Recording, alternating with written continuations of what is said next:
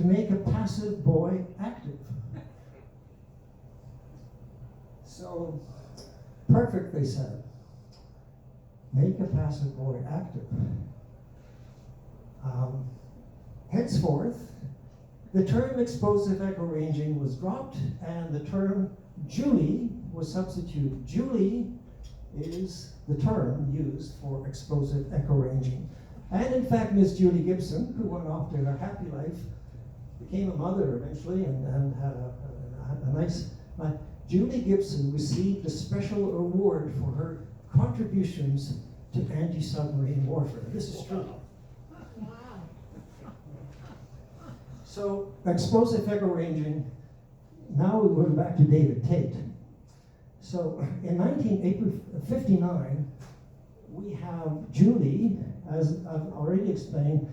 You drop us on a buoy, you bomb it, you get the ping, and so on. It's all very complicated. Trying to plot this information on a piece of paper while the aircraft is doing violent maneuvers was almost impossible.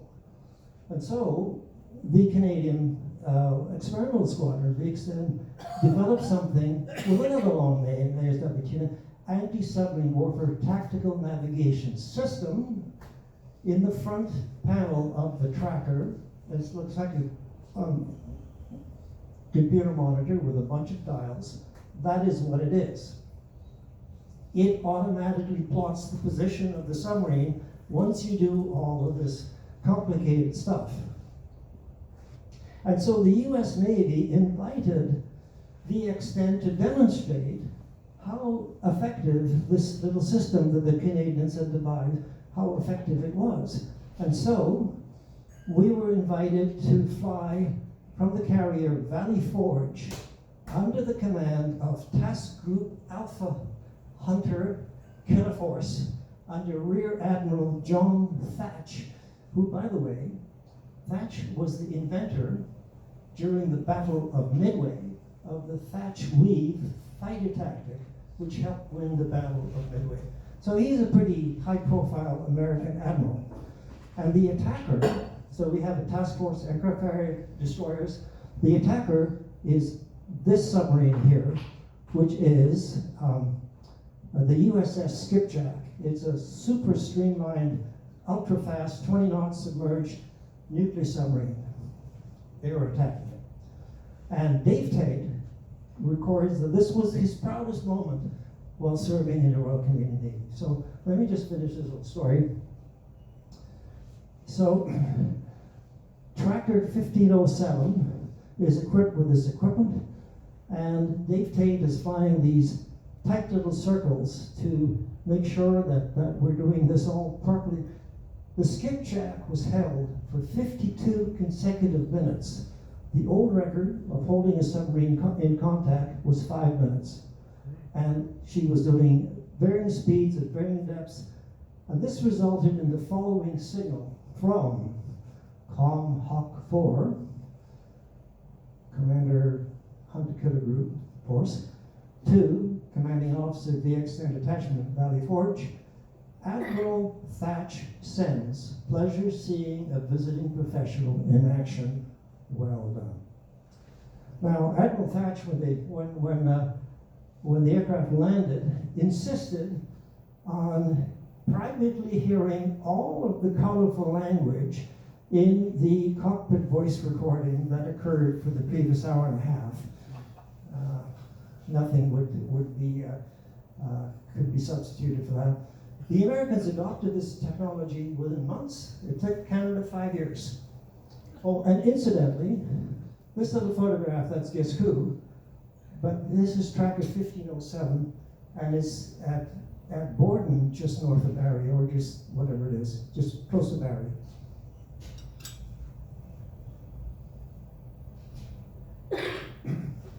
Sidewinders. In '59,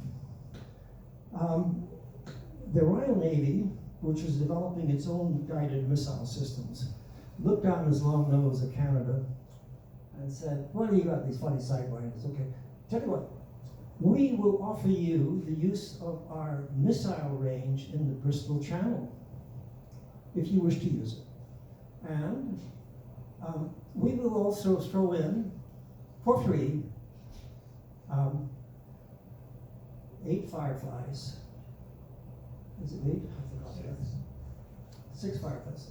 Anyway, the Fireflies by this point have been relegated to drones. So their purpose is to simply, they're flown automatically and they can be shot down. So Wally Walton was sent off with 8 Banshees, and strike number 1 was flown by Alex Fox. There's Alex Fox next to a Sidewinder. And his missile missed. However, Alex Fox, being Alex Fox, kept on diving right by the Firefly and said, you know what? The heat-seeking lamps on the wingtips were not on. So he reported that to authorities, and of course, the heat-seeking lamps on all the other Fireflies were on, and we shot down all of the other Fireflies. The Royal Navy submitted a bill of $25,000, which went unpaid. Now, of course, the Banshees, by '62, the Banshees had time expired, they were retired, there were no aircraft to replace them, and incidentally, up until that time, Nova Scotia was NORAD's district number 22 and regularly won the intercept competitions in North America because it had the Banshees based in Shearwater. Oops, sorry. Here's a moment in time, 1962, October. John Kennedy's speech of the 22nd declared Soviet nuclear missile launchers were in Cuba. On October 24th, the US went to Defense Condition 2 with RMB-52s airborne. That's one step away from nuclear war. 100 ships and 100 aircraft were deployed to implement the quarantine around Cuba. There were 4 concentric rings of carrier groups. Unknown to most Canadians, the northern group was HMCS Bonaventure and 13 destroyers and 15 trackers. And Commodore Welland was in charge. Bob Falls was Commander Air, the guy in charge of all flying. And Patty McLeod was the squadron commander of the trackers. On the 28th of October, Khrushchev announced on Radio Moscow that the missiles in Cuba would be removed. What he didn't say was that the Americans also agreed to remove the American missiles from Turkey. That was the part that was kept secret for a long time. Unknown to most Canadians, the American patrol aircraft carried nuclear depth charges. Unknown to most Canadians, we had a few of our trackers wired to carry the American nuclear depth charge. And 6 trackers had been flown to Shelburne, Nova Scotia, and were sitting there awaiting an order. If the order came, then they were to fly to Brunswick, Maine, pick up the nuclear depth charges, and fly off to Bonaventure, which is off the coast. That never happened. Oops. I did something wrong. No replacement for the Banshee.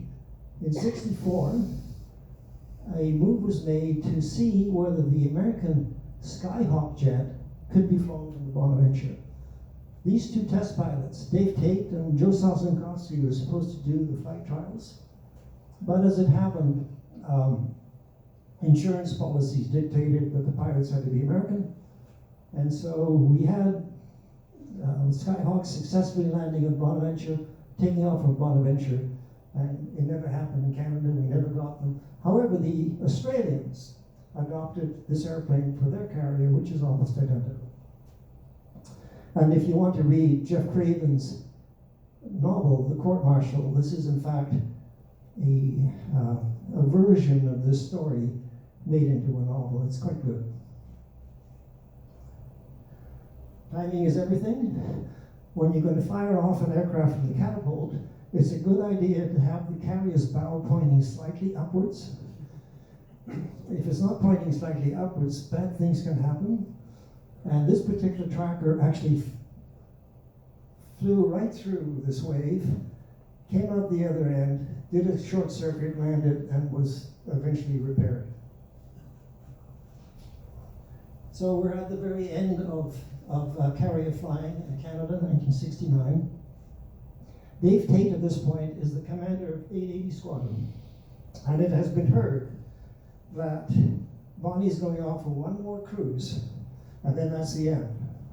And so, carrier qualifications were going to be authorized, and normally you'd just be the squadron, but they opened it up to everybody. Anybody wanted to do carrier qualifications could go ahead and do it. And in those few days, in August 69, they did 1,224 arrested landings on Bonaventure and qualified 72 pilots. That's like, let's see, 20 per hour, 10 hours per day for 6 days. Lots of, so this is what being on final, landing on Bonaventure would look like if you had the next aircraft. That one just landed, is just taxiing forward.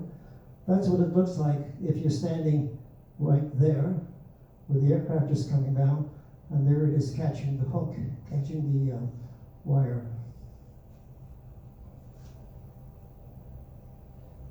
So Bonaventure went off this last cruise and came back to Halifax, knowing that this was the end, and they catapulted a tracker off in Halifax Harbor. So there's Bonnie, there's a tracker, that's the dockyard.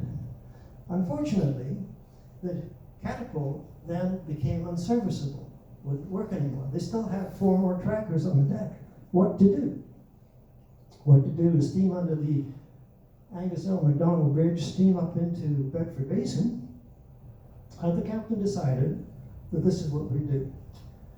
We would steam around at full speed, doing 270-degree turn around Bedford Basin, at full speed into the wind, launch a tracker, do another circuit, back into the wind, full speed, launch a tracker, and this is the last tracker that went off the Bonaventure, the last fixed wing takeoff from Bonnie. And interestingly enough, I'm not sure it was luck, I'm sure it was pulling lots of strings.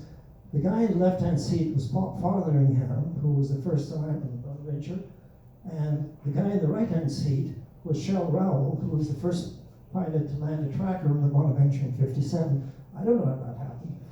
And so then Bonnie came back into the harbor and is now under tow by a tug, and all the 19 trackers that could be made to fly are doing a mournful flight past, and that's the end of carrier flying in Canada.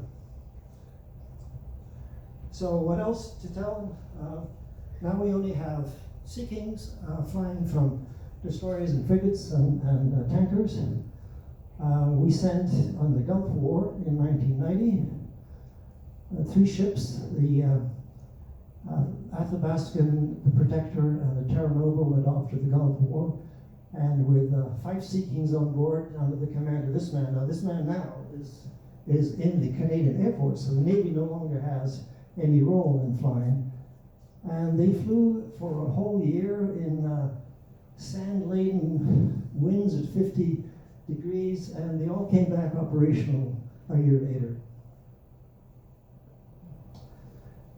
A last little surprise, in 1990, this man, Sean Byrne, was flying CF-18s in the Canadian mission out of Doha, Qatar, as part of the Canadian Gulf mission.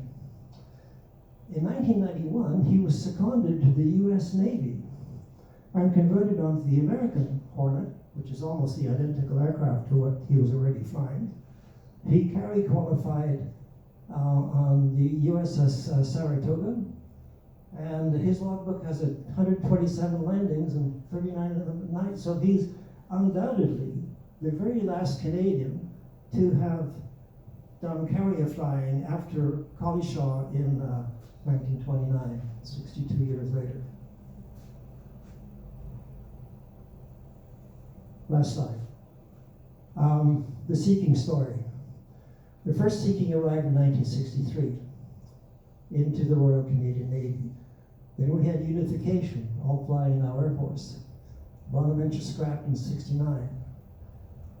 A replacement for the Seeking chosen in 1990. It was the British / Italian EH-101 Merlin. Jean Chrétien became Prime Minister in 93, and his first act is, he said, I will write 0 helicopters. And now, 55 years later, we finally have this helicopter replacing the Seeking. This is the same helicopter, it's called the Cyclone by Sikorsky, the same helicopter that you remember, the crash flying out to the oil fields off Newfoundland about 5 years ago. It's the same aircraft with a few modifications.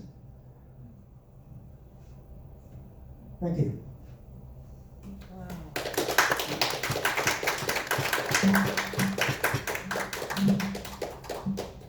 Thank you so much, Bill. Do we have any questions or comments? And if not, if people want to talk. Quick question. Well, it's aviation, but my father was in the RCAF and overseas, and I can never remember. Where was the RCF station in England? Was Birmingham or Manchester? Or do they have more than one or two? How many bases did they have? I think there were many. RCF stations. RCAF. Well, during the war, the RCAF operated out of RAF stations, but, you know. Oh, I didn't know that. Oh, yeah. There must have been, I don't know, 50 of them. I can't name them. Oh. Yeah. It's out near Birmingham, it's got phenomenal letters. I sent one to the War Memorial because he had flown over, obviously. If you know his squadron, then you can. He didn't fly, he was ground crew with the bombers. Okay, They were close friends because they often took him out, but they were doing reconnaissance. But if you know the squadron that he was in. Okay. No, I don't. Okay, thank you so much, Bill. And I sat in on a few of these at the NOAC, and it's so good to understand what our forces are doing, and in particular here, what the Naval Air Force has been doing. So I thank you on behalf of Shellbacks for your another pin for your collection. Let's just give Bill another nice round of applause. Thank you so much. And next week we have Ron Jenkins, and he's going to be talking to us about the cyclone that changed Toronto. The cyclone used during the first half of the 20th century that changed the face, read the waterfront of Toronto, and he will tell you what that cyclone is next week. And coming up on December 4th, Paul Lamont will talk to us about traveling the 4 seas of Israel, and Paul will share experiences on a recent trip to the Holy Land. And we have Roland and his wife just came back from that trip, so it should be interesting. So with that, pipes out.